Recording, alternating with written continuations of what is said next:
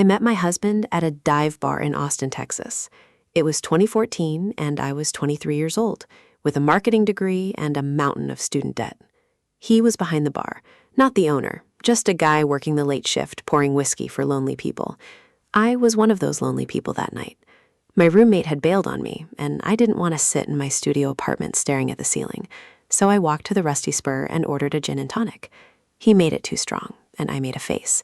He laughed and said, "That's how you know it's real." His name was Jake. I married him 2 years later.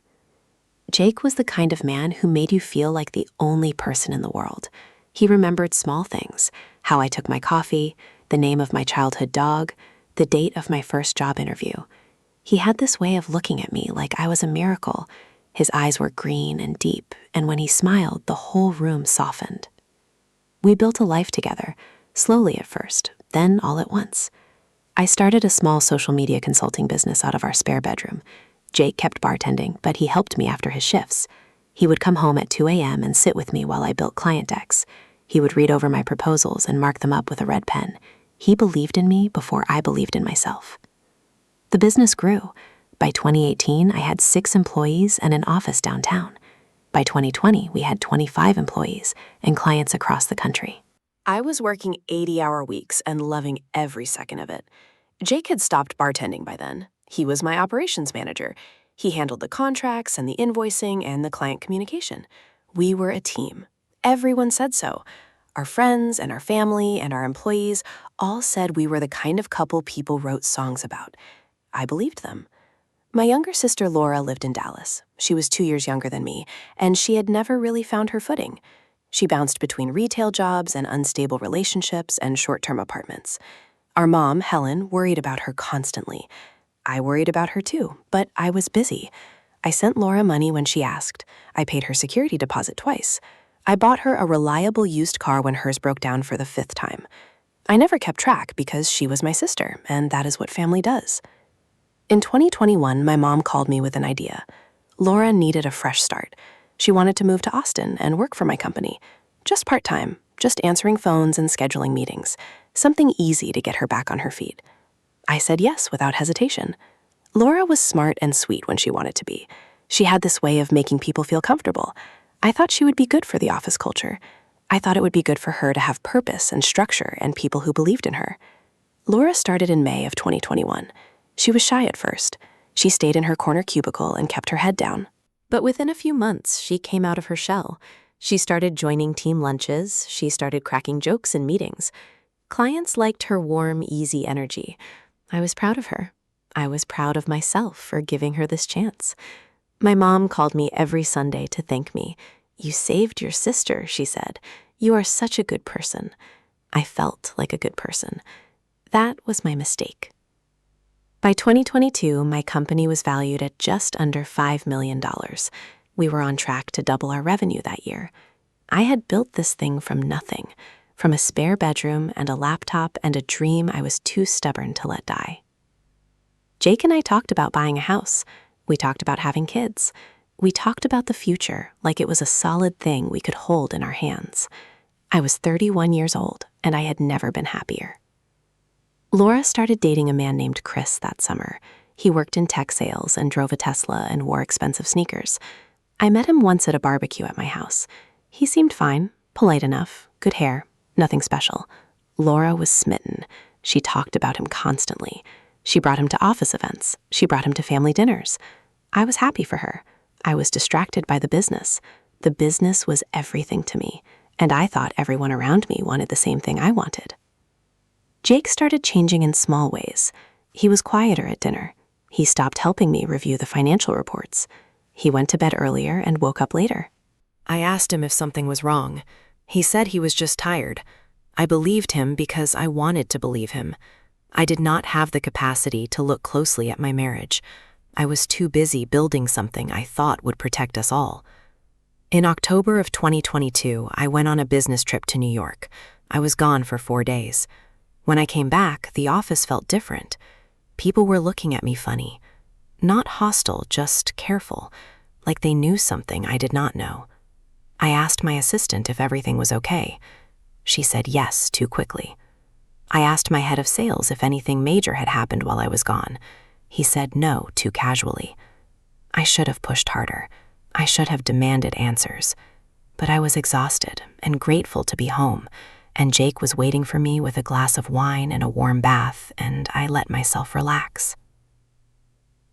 The universe has a way of showing you the truth when you least expect it, or maybe when you most need it. I found out on a Tuesday. It was raining in Austin, that slow, steady rain that soaks through everything.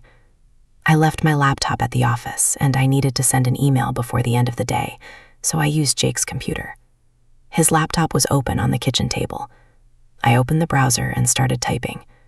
Then I saw the tab, a private message thread on a platform I did not recognize. The name at the top of the thread was Chris, my sister's boyfriend, Chris. I should have closed it. I should have walked away, but my fingers moved before my brain could stop them. I opened the thread. I started reading, and my entire world collapsed like a building hitting its expiration date. Jake and Laura had been sleeping together for over a year. The messages were graphic and detailed and devastating. They talked about me. They laughed about me. Jake said I was a workaholic who did not know how to be a real wife. Laura said I was a control freak who thought I was better than her. They made plans, specific plans. Plans to take the company from me. Plans to drain the accounts and disappear together. Plans to make it look like I had mismanaged everything so I could not come after them. Chris was not Laura's boyfriend. Chris was a lawyer. A dirty lawyer Jake had hired to help him structure the theft. The Tesla and the sneakers and the sales job were all fake. Chris was just a man in an expensive suit who knew how to hide money. Jake and Laura had been setting me up for months. They had been falsifying invoices, creating fake vendor accounts, transferring small amounts of money into shell companies, small enough that I would not notice, large enough that had added up to almost $2 million. $2 million. Gone. I threw up in the kitchen sink. Then I sat on the floor and I could not move. My hands were shaking. My heart was beating so hard I could hear it in my ears. I thought about my mom. I thought about how she would react. I thought about all those Sunday phone calls where she thanked me for saving Laura. She had no idea. None of them had any idea. Jake came home an hour later. He saw me on the floor with his laptop open. His face went gray. He did not say anything at first. He just stood there in the doorway, dripping rainwater onto the tiles. Then he said, "I can explain." I looked at him and I felt nothing. Not anger, not sadness, not betrayal. Just nothing. A cold, empty nothing that scared me more than any of it. I said, "Get out." He said, "Please." I said, "Get out now." He packed a bag and left. He tried to hug me on his way out the door. I stepped back like he was holding a knife. He left. I locked the door. I sat on the floor until the rain stopped and the sun came up, and I still could not feel anything. The next morning, I went to the office. Laura was at her desk. She smiled at me like nothing had happened, like she had not been sleeping with my husband, like she had not been stealing from me, like she had not been planning to destroy everything I built. I walked past her without speaking. I closed my office door. I called a lawyer. Her name was Denise.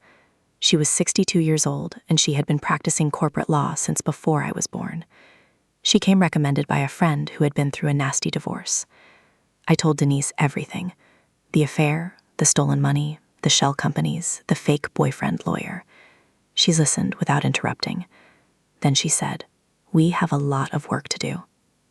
The next 6 weeks were a blur of forensic accountants and bank statements and legal filings. Denise froze the business accounts before Jake and Laura could drain more money. She traced the transfers to 3 shell companies registered in Delaware. She found the fake invoices, she found the email chains, she found everything. It was all there in black and white and red ink. Laura quit the day after I confronted Jake. She did not say goodbye. She did not apologize. She just packed her things and walked out of the office while I was in a meeting with my leadership team. My employees had heard rumors by then. The office was tense and quiet, and everyone looked at me like I was a tragedy happening in slow motion. My head of sales pulled me aside and said, "We are with you no matter what." I almost cried, but I did not. I could not afford to cry. I had a company to save. My mom called me on a Thursday. She was crying. Laura had told her a version of the story, a version where I was jealous and controlling and paranoid, a version where Jake was unhappy and Laura was just comforting him, a version where I had overreacted and destroyed the family for no reason. My mom asked me if it was true. I said, "What exactly did Laura tell you?" My mom said, "Laura said you made it all up because you could not handle that Jake wanted a divorce."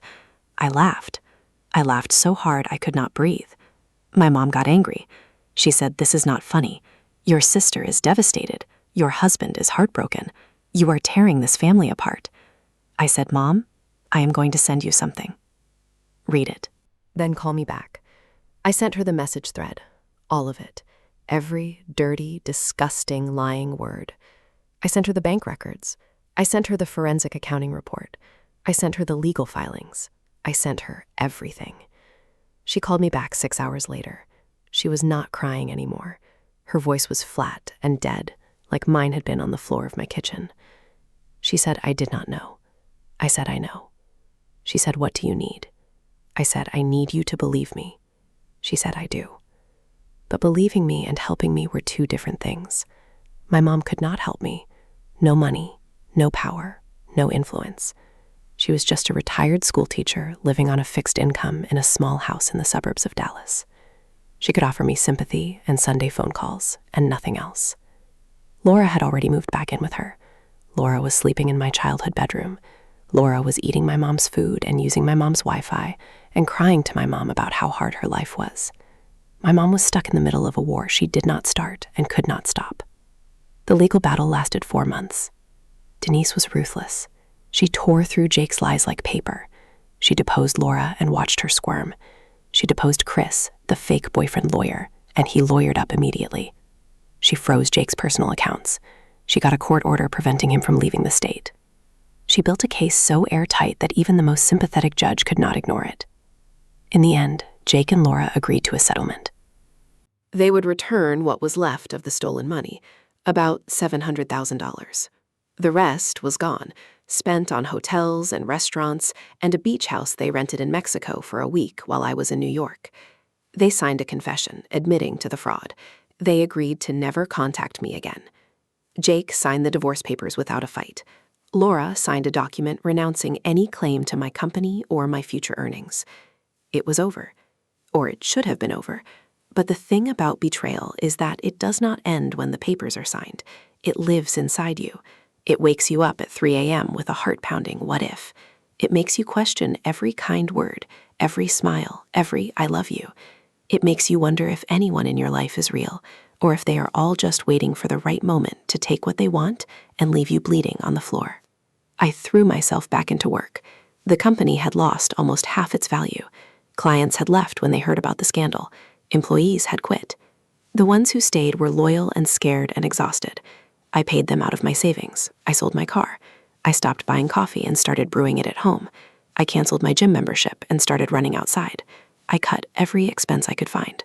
I was not going to let Jake and Laura destroy the thing I had built. I was not going to let them win. By the spring of 2023, the company was stable again. Not growing, but stable. I had rebuilt the client list. I had hired new people. I was working less and sleeping more. I was starting to feel like myself again. Or a version of myself. A harder version. A version that did not trust easily. A version that checked bank statements every morning and reviewed every invoice and questioned every expense. A version that guarded her heart like a fortress. My mom called me every week. The calls were awkward and painful and necessary. She wanted Laura and me to reconcile. She wanted the family to heal. She did not understand that some wounds do not heal. Some wounds just scar over and hurt forever. I told her I was not ready. She said she understood, but I could hear the disappointment in her voice. She was losing both of her daughters, one to betrayal and one to bitterness. She did not deserve any of it, but neither did I. In August of 2023, my mom got sick. It started with a cough that would not go away, then fatigue, then weight loss, then the tests. The doctors found a mass in her lung. Stage 3 lung cancer, aggressive and fast and unfair. She had never smoked a day in her life. She had been a vegetarian for 20 years. She had taken care of everyone else for so long that she forgot to take care of herself. I drove to Dallas the day I found out. I sat in the hospital room and held my mom's hand while she slept. She looked small and old and fragile. The machines beeped, and the light came through the blinds in thin, sad stripes. I thought about all the time I had wasted being angry, being bitter, being guarded. I thought about how my mom had only ever wanted her family to be whole. I thought about how I had failed her. Laura was there too. She was sitting in the corner of the room when I arrived. She looked terrible. Her hair was greasy. Her face was puffy. Her eyes were red and swollen. She had gained weight and lost light. She was not the same person who had smiled at me from her cubicle. She was not the same person who had laughed about me in those messages. She was just a broken girl who had made a series of choices that could never be unmade. We did not speak.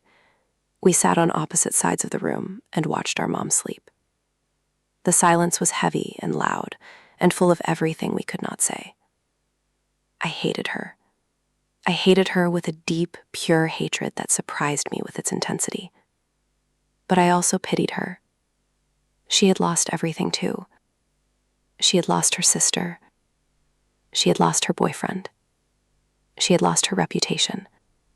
She had lost her chance at a normal life. And she had gained nothing except a lifetime of regret. My mom woke up after a few hours. She saw both of us, and she smiled.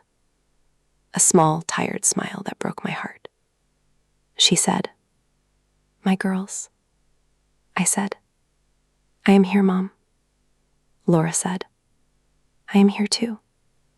My mom closed her eyes and went back to sleep. Laura looked at me.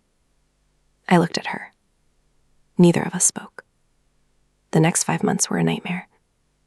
Chemotherapy and radiation and doctor appointments and insurance battles and late-night trips to the emergency room. I moved to Dallas temporarily. I worked remotely. I slept on my mom's couch. I held her hair back when she threw up. I drove her to appointments. I talked to doctors. I filled out forms. I did everything I could to make her comfortable, and nothing was enough, because cancer does not care about your efforts. Cancer just takes. Laura helped too. She cooked meals that my mom could not eat. She cleaned the house. She paid bills. She sat with my mom while I went to meetings. We developed a rhythm, a fragile, careful rhythm where we did not talk about the past, because the past was a minefield, and we did not have the energy to walk through it. We talked about the present, about medications and appointments, and how to make my mom laugh. Laura was good at making her laugh. She always had been. In December of 2023, my mom took a turn for the worse.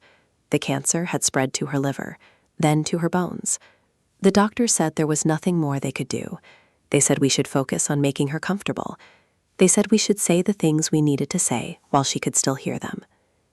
I sat by her bed on a cold Tuesday night. The room was dark, except for the Christmas lights Laura had hung around the window. My mom loved Christmas. She loved the lights and the music and the terrible cookies she baked every year. She was not going to see this Christmas. She was not going to bake cookies or hang stockings or argue with us about which movie to watch. She was going to die in a hospital bed in her living room, and there was nothing I could do to stop it. She opened her eyes. She looked at me. She said, "I need you to promise me something." I said, "Anything." She said, "Promise me you will forgive her." I did not answer. I could not answer. The word forgiveness felt like a betrayal of everything I had survived. My mom grabbed my hand. Her grip was weak, but her eyes were strong. She said, "I am dying. I do not want to die with my family broken. Promise me you will try. Not today, not tomorrow, but someday. Promise me you will try." I promised. Because she was my mom, and she was dying, and I could not say no to her. Not about this. Not about anything. My mom died on December 18th. It was 3 days before her 63rd birthday. The funeral was small, just family and a few close friends. Laura and I stood side by side at the grave. Neither of us spoke. Neither of us cried. We just stood there in the cold December rain and watched them lower our mother into the ground. The sound of dirt hitting the coffin was the ugliest sound I have ever heard. After the funeral, Laura and I went back to the house. The house felt empty and wrong. My mom's presence was everywhere and nowhere. Her robe hung on the back of the bathroom door. Her slippers were under the coffee table. Her coffee cup was still in the sink. She was never coming back to use any of it. I sat on the couch and stared at the wall. Laura sat on the floor and wrapped her arms around my knees. We stayed like that for hours.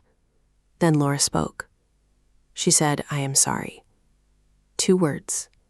Small and fragile and completely inadequate. But she said them. And for the first time since this whole nightmare began, I believed that she meant it. I did not forgive her. I could not forgive her. Not yet. Probably not ever. But I believed that she was sorry. That was something. I went back to Austin after the new year. The company was doing well. Not great, but well. I had rebuilt enough to feel safe. I had hired good people and paid off my debts and started saving for the future. I was dating someone new. A woman named Sarah who I met at a coffee shop. She was kind and patient, and she did not push me to talk about things I was not ready to talk about. She understood that trust was hard for me. She understood that love was complicated. She understood that I was still broken in ways I was still discovering. But some nights, I still wake up at 3 a.m. I still hear the sound of Jake's keys in the door. I still see Laura's smile from across the office. I still feel the cold, empty nothing that flooded my chest when I read those words on his laptop. Those feelings do not go away. They just get quieter. They settle into the background like old furniture you cannot bear to throw away. Laura calls me sometimes. We talk about the house, about what to do with my mom's things, about the bills we still have to pay. The conversations are short and awkward and full of pauses, but they are conversations. They are not silence. That is something too. I am not writing this to teach a lesson.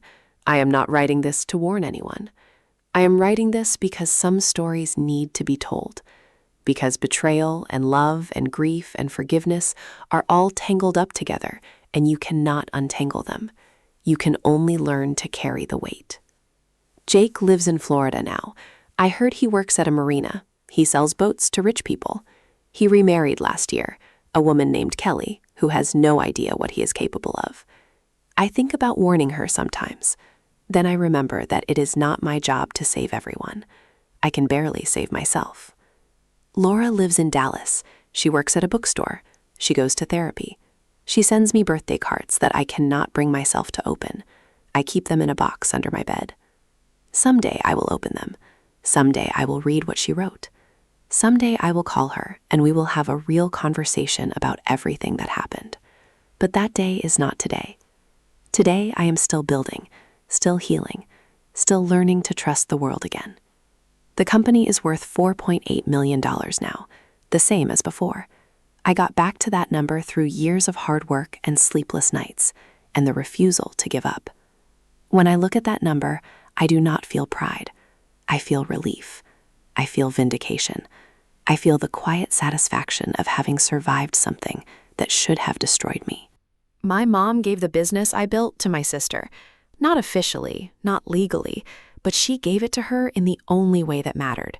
She gave her a place in my life. She gave her a path back to me. And 5 months later, they begged. My mom begged me to forgive. Laura begged me to listen. And I am still deciding what to do with those pleas. Grief does not follow a straight line. Neither does forgiveness. Neither does love. I loved my mom. I love her still. I loved Jake once. I do not anymore. I loved Laura once. I am trying to love her again. That is all anyone can do. Try. The rain in Austin has stopped. The sun is coming through my window. Sarah is still asleep in the other room. I have a meeting in an hour with a new client who does not know my story and does not need to know it. I am going to make coffee and take a shower and go to work. I am going to keep building, keep healing, keep moving forward, because that is what you do when someone breaks your heart. You do not stop. You do not give up. You keep going, even when going is hard, especially when going is hard. You keep going because stopping means they win, and I do not let anyone win, not anymore.